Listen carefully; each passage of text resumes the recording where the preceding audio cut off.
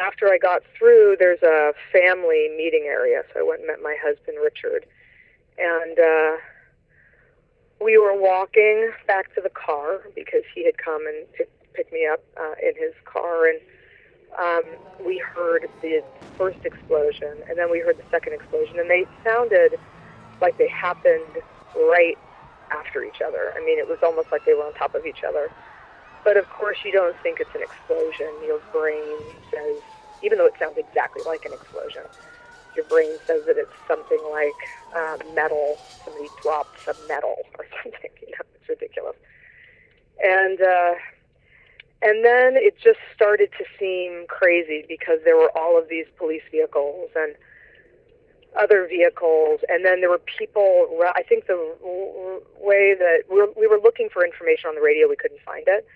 And then I started seeing people in their street clothes running. And so then it's like, and then there were sort of intense expressions on people's face when they were on their telephones. And so I started to ask, I rolled my window down and started asking people, and they said that there had been an explosion, right? I can't remember. And one guy had kind of a grim face. And then we found it on the radio. We found it on the AM radio, and they started talking about it and sort of the brutalness of it. And, you know, I mean, I keep saying the same thing over and over again, but that last wave is a wave full of, like, moms or older people. The third wave, granted, all these people have actually qualified to run this race, but the third wave, you know, they're the slower runners. So it's a strange time to kind of target that area. I mean, we've been speculating all day, or since it, like why they would do it when they did it then. But and then Richard had been standing really right in between where the two bombs were detonated on the opposite side of the street.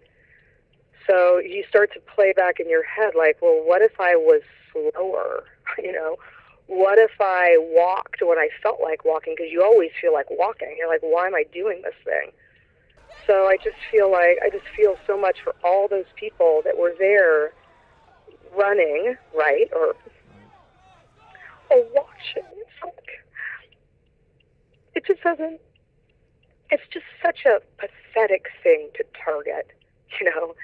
And it's interesting because when I was running through Newton, I was thinking to myself, right, I mean, this just shows you the times we live in. God, I could totally see somebody opening fire here because it's like you're running animals, you know?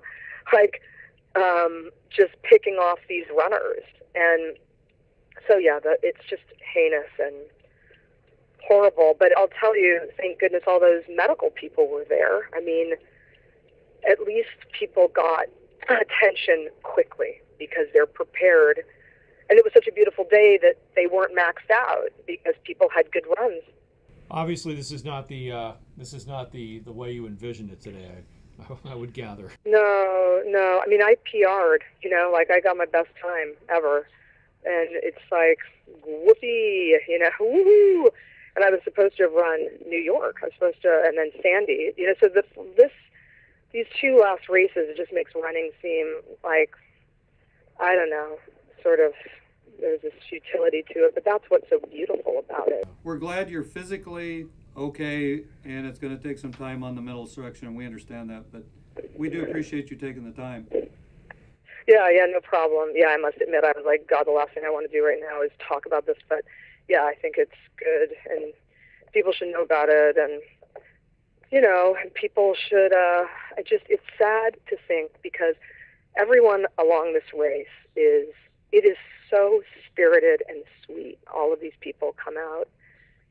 It was just pretty.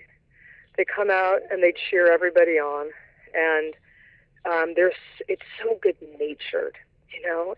There's just such an innocence. It's such an innocent event, and so it's just awful to think about metal detectors at the next one. And this is the third one I've run, you know, and I just feel like it's no good, you know.